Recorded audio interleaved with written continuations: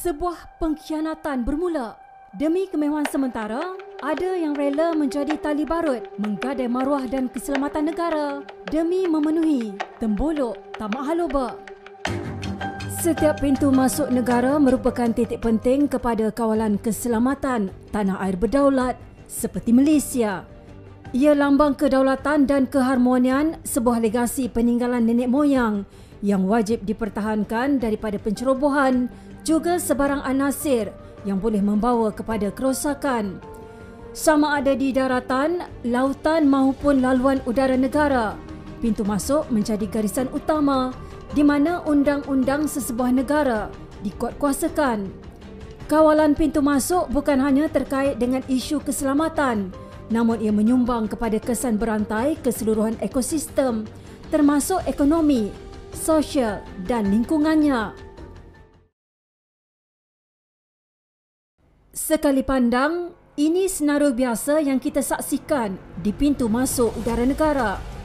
Ketibaan pelancong atau pelawat dari pelbagai negara asing melalui lapangan terbang antarabangsa Kuala Lumpur KLIA akan melalui tapisan keselamatan yang ketat. Pun begitu, risikan selama 6 bulan, bahagian perisikan Suruhanjaya Pencegahan Rasuah Malaysia SPRM mengesan kehadiran petualang yang sanggup menggadai sistem keselamatan negara demi habuan lumayan.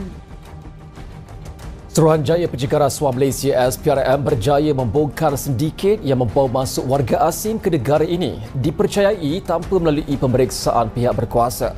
Kegiatan itu dipercayai didalangi pihak kuasa sebuah agensi. Kesemua suspek ditahan menerusi OPPAM 2.0. 20 Ogos 2024, OPPAM berjaya membongkar kegiatan sindiket penyeludupan warga asing tanpa melalui prosedur sah di laluan pintu masuk udara negara. Operasi berisiko tinggi ini bagi memburu kumpulan didalangi puluhan penguatkuasa sebuah agensi yang menjadi tali barut sindiket bagi melepaskan kumpulan warga asing masuk ke negara ini melalui modus operandi counter setting. Seramai 12 ditahan termasuk 5 penguatkuasa yang berkhidmat di Terminal 2, Lapangan Terbang Antarabangsa Kuala Lumpur KLIA. 21 Ogos 2024, perintah tahanan reman dikeluarkan terhadap 4 pemilik syarikat termasuk 3 orang awam yang dipercayai mempunyai peranan masing-masing bagi mengurus kemasukan warga asing ke negara ini tanpa mengikut prosedur ditetapkan berdasarkan Pekeliling Imigresen Bilangan 4 tahun 2021. Sementara 4 penguatkuasa yang bersekongkol dengan sindiket direman masing-masing 5 dan 3 hari, manakala seorang lagi dilepas dengan jaminan dalam operasi dijalankan di sekitar Lembah Kelang, Pulau Pinang dan Kelantan. Kesemua suspek berusia antara 20 hingga 50-an, disiasat di bawah Seksyen 16 Akta SPRM 2009. 12 September 2024, negara gempa dengan penahanan 37 pegawai agensi penguatkuasa bertugas di pintu masuk udara negara menerusi OPPAM 2.0. Seramai 27 lelaki dan 10 wanita yang disyaki menjadi tali barut sindiket menyeludup warga asing yang tiba menerusi KLIA 1 dan KLIA 2 ditahan secara berasingan di 6 negeri. Tangkapan terbaru ini hasil daripada operasi OPPAM 2.0 terhadap penguatkuasa KLIA yang menggunakan modus operandi counter setting atau laluan counter khas bagi memudahkan warga asing memasuki Malaysia dengan menyamar sebagai pelancong. Untuk maklumat semua, SPRM telah menjalankan 3 operasi yang sebenarnya ada kait-mengait antara satu sama lain. Saya bacakan dulu. Pertama dinamakan OPSPAM yang dijalankan bermula pada 20 Ogos 2024. Yang kedua, Offsetting pada 29 Ogos 2024. Dan kemudian OPPAM 2.0 pada 12 September 2024. Walaupun nama operasi ini berlain, dua yang berlainan, OPPAM dan juga Offsetting, tapi sebenarnya ia adalah ada kait-mengait antara satu sama lain. Yang sebenarnya yang saya boleh rumuskan adalah dinamakan counter setting. Ketiga-tiga operasi dijalankan berjaya menahan keseluruhan 63 orang, termasuk 51 penguatkuasa, 50 daripadanya berkhidmat di Jabatan Imigresen Malaysia, manakala seorang daripada polis diraja Malaysia. Turut ditahan 10 ejen dalam kalangan orang awam menerusi operasi dijalankan di sekitar Lembah Kelang dan Pulau Pinang.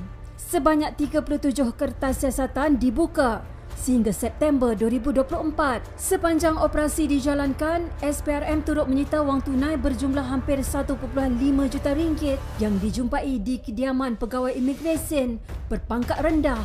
Sebanyak RM518,250 kita pernah jumpai daripada seorang pegawai imigresen kanan grade KP22, seorang wanita di negeri Pahang. Dia dah bertugas di Pahang. Wang itu diletakkan di dalam bagasi di bilik tidurnya. Dan yang kedua, 248,443 daripada seorang pegawai imigresen KP19 yang bertugas sekarang ni di Melaka, dan wang dijumpai di bawah katil bilik tidur utama. Bukan hanya hidup di atas timbunan wang, gaya hidup mewah penjawat awam grade KP22 dan KP19 ini juga menimbulkan pelbagai tanda tanya. Antara lain disita dalam operasi ini adalah 22 unit kenderaan, 75 utas barangan kemas, beg tangan pelbagai jenama, jam tangan, termasuk kepingan dinar emas 575.75 gram dianggarkan bernilai RM200,000. Sebanyak 215 akaun bank milik 16 syarikat dan 84 individu dibekukan dengan nilai keseluruhan RM3.6 juta. Sebagai hak pengangkutan udara negara, lapangan terbang antarabangsa Kuala Lumpur KLIA menjadi nadi penting pintu masuk ke Malaysia. Ironinya, di sebalik kesibukan lokasi tumpuan ini, tersembunyi kisah sisi gelap didalangi penguatkuasa negara kita sendiri. Dari jauh, gerak-geri petualang ini sedang diperhatikan pasukan perisik SPRM. Cabaran pertama ialah tentang kerahsiaan maklumat. Bukan senang kita nak mengumpulkan satu maklumat dalaman untuk kita jalankan tindakan susulan. Tugas pegawai saya bagi perisikan terutama sekali ialah untuk mengesahkan benar benda yang berlaku. Sebab tu kita perlu buat sampling. Itu antara cabarannya juga sebab kita nak kena pasti yang mana satu parti, yang mana satu yang ada permit, yang mana satu yang datang atas pas pelancong. Kerana kita tidak boleh interview mereka. Benda ni akan mendedahkan kepada kebocoran maklumat. Yang kedua, cabaran ialah dari segi kita untuk membuat pengesanan untuk membuktikan kes ni. Sebab kerana dalam kes rasuah, yang paling penting ialah walaupun kita berjumpa wang banyaknya dan sebagainya, tapi kita kena tahu puncanya. Siapa yang meminta, siapa memberi, untuk apa. Menyusup masuk ke kawasan ini memerlukan pegawai-pegawai terlatih dan berkemahiran tinggi agar pergerakan tidak dihidus sindiket dan tali barut yang bertugas di pintu masuk negara. Berkongsi lanjut, Pengarah Bahagian Perisikan SPRM Datuk Zainul Darus berkata, mengesahkan bahawa wujudnya jaringan di antara warga asing, ejen dan penguatkuasa khianat merupakan fokus utama pasukannya sepanjang melakukan tugas-tugas risikan dan intipan. Jika silap percaturan, kebocoran maklumat boleh berlaku dan operasi dirancang akan menemui kegagalan. So selepas kita mengesahkan wujudnya rangkaian sindiket ini antara ejen, pegawai imigresen dan juga parti, jadi barulah kita mulakan dengan operasi yang dikenali sebagai OPAM. Berlegar-legar secara berkumpulan atau berhimpun di laluan kaunter khas atau kaunter setting menyebabkan kehadiran kumpulan warga asing ini mudah dihidu pasukan perisikan SPRM. Kemudian mengambil masa yang agak lama. Kemudiannya barulah mereka pergi ke satu kaunter khas. Kaunter khas ni maksud saya, semuanya yang ada pack-pack ni akan terus ke satu kaunter saja. Tanpa melalui, kalau biasanya kita dekat terminal, kita akan pergi yang mana kaunter yang kosong.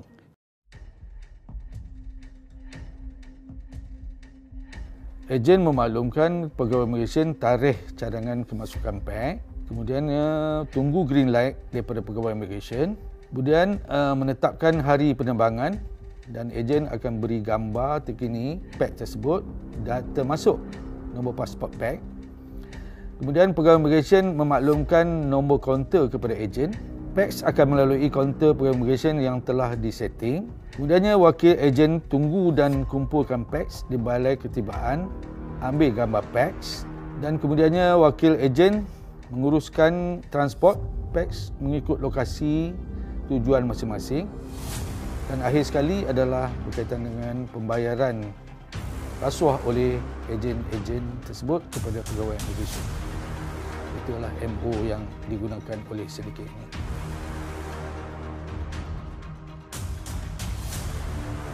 Schoolboy, junta, kapet, kicap, limau mahupun salak adalah antara kod panggilan yang digunakan dalam komunikasi sindiket counter setting bagi mengaburi mata pihak berkuasa.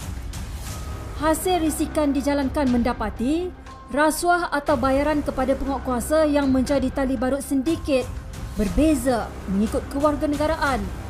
Sebagai contoh, bayaran tertinggi RM2,500 dibayar kepada penguatkuasa imigresen bagi melepaskan seorang warga negara Bangladesh masuk ke negara ini tanpa melalui prosedur tapisan keselamatan yang sepatutnya. Kod sulit lembu turut digunakan dalam komunikasi mereka bagi merujuk kepada pembayaran wang rasuah daripada sindiket kepada tali barut, manakala durian merujuk kepada upah diberikan kepada penguatkuasa di KLIA 1 dan KLIA 2 yang akan bertindak melepaskan kumpulan penceroboh ini. Ketika negara sedang bergelut dengan lambakan warga asing dan terpaksa menanggung limpahan implikasi negatif yang menjadi kebimbangan serius, tindakan penguatkuasa yang belot kepada negara ini merupakan kesalahan yang tidak boleh dimaafkan. Saya boleh mengatakan mereka telah menggadai negara ini. Dan sekarang masalah timbul di mana menimbulkan masalah ekonomi, masalah sosial, mungkin masalah keselamatan. Kita tak tahu siapa mereka yang datang ini. Dan perkara ini berlaku adalah akibat daripada pembayaran rasuah. Tak ada lain daripada itu. Menurut Ketua Pesuruhjaya SPRM Tan Sri Azam Baki, sistem terbaik sekalipun tidak akan mampu mengawal individu yang tiada jati diri dan tunduk kepada hawa nafsu sendiri. Ia berlaku pertamanya kerana masalah human factor. Ini masalah manusia itu sendiri. Akibat daripada peluang yang wujud dan juga ketamakan yang ada. Mereka ni semua adalah frontliners. Duduk di depan checkpoint negara. Kalau di situ pun sudah tembus, apalagi dalam negara. Petanda ini satu petanda yang amat serius dan amat menakutkan saya. Kalau sekiranya ini satu sampel yang berlaku di peringkat checkpoint yang terbuka, apalagi peringkat-peringkat checkpoint yang tertutup atau jauh daripada sini. Seorang pegawai kanan imigresen berpengaruh yang menjadi dalang utama sindiket membawa masuk warga asing menggunakan modus operandi laluan kaunter khas berjaya ditahan. Bersekongkol dengan sindiket dan mengawal kira-kira 50 pegawai penguatkuasa imigresen supaya mengikut telunjuknya demi meraih keuntungan bersama. Itu yang dilakukan dalang utama kes ini. Dia yang merupakan pegawai kanan imigresen pada awalnya melarikan diri apabila siasatan kes ini dimulakan, namun ditahan SPRM Negeri Sembilan pada 5 September 2024. Suspek didakwa menerima rasuah di kaunter imigresen KLIA daripada ejen-ejen sindiket sebagai balasan membenarkan kemasukan warga asing yang tidak memenuhi syarat masuk ke negara ini. Kebanyakan daripada yang terlibat itu, ketuanya adalah beliau lah. Pada keterangan yang kita kumpul mengatakan perkara ini dilakukan sesama mereka sahaja. Kes disiasat mengikut Seksyen 17(A) Akta Suruhanjaya Pencegahan Rasuah Malaysia SPRM 2009 kerana terlibat dalam memberi, menawarkan atau menjanjikan suapan kepada individu lain dengan niat untuk mempengaruhi keputusan atau tindakan dalam kapasiti rasmi. Sistem bolos dari dalam, sebuah kisah pengkhianatan yang bukan hanya mencala maruah namun boleh menggadai negara. Eksklusif kepada Sinar Harian, Tan Sri Azam Baki mendedahkan Perbincangan peringkat tertinggi telah berlangsung sejak awal dalam usaha melakukan pembersihan di Jabatan Imigresen Malaysia. Sebelum tu saya tak boleh maklumkan ini high level discussion yang mana beliau memang memandang serius dalam untuk membenteras isu-isu integriti, salah guna kuasa, rasuah dalam Jabatan Imigresen. Saya boleh nampak kesukaran beliau dalam mentadbir imigresen ini kerana isu-isu ini masih lagi berlaku dan masih berulang. Dan perbincangan kami dan beliau sebagai seorang ketua pengarah yang terbuka dalam untuk membersihkan Jabatan Imigresen ini satu contoh yang amat baik. Menurut Azam, untuk operasi yang melibatkan penahanan begitu ramai pegawai daripada sesebuah jabatan adalah sukar dilakukan tanpa mendapat maklumat dalaman terlebih dahulu sebelum pengesanan dan pengesahan kes dilakukan. Sehubungan itu, beliau amat menyanjung tinggi komitmen dan iltizam bekas Ketua Pengarah Jabatan Imigresen Malaysia, Datuk Roslin Jussoh, untuk membanteras rasuah dan salah guna kuasa dalam kalangan pegawai dan anggotanya. Yang penting di sini bukan sahaja melibatkan jabatan berkenaan. Yang penting inilah imej negara kita. Sebab imej negara kita ni terletak kepada frontliners. Saya dapat rasakan selepas lawatan Ketua Pengarah baru Datuk Zakaria Syakban kepada pekerja-pekerjanya, dia memberi satu nafas baru. Bagaimana perkara ini boleh dibetulkan? Di seluruh dunia, rasuah terus menjadi penghalang kepada kemajuan dan usaha menentangnya terus diperkasa dari semasa ke semasa. Menurut Azam, beliau percaya sudah sampai masanya teknologi bukan lagi pilihan, sebaliknya suatu keperluan dalam sektor-sektor penting termasuk perkhidmatan. Dalam konteks rasuah, sistem online katanya dapat mengurangkan ruang dan peluang di antara pemberi dan penerima. Less touch, less corruption. Jadi tidak ada interaksi badan ataupun suara dan sebagainya. Komunikasi tidak ada, terus saja melalui sistem. Ruang tu wujud di situ bila banyak sangat peluang untuk berdiskusi. Saya tak nak bagi contoh mana-mana lah, tapi itu yang kita semua sering lihat.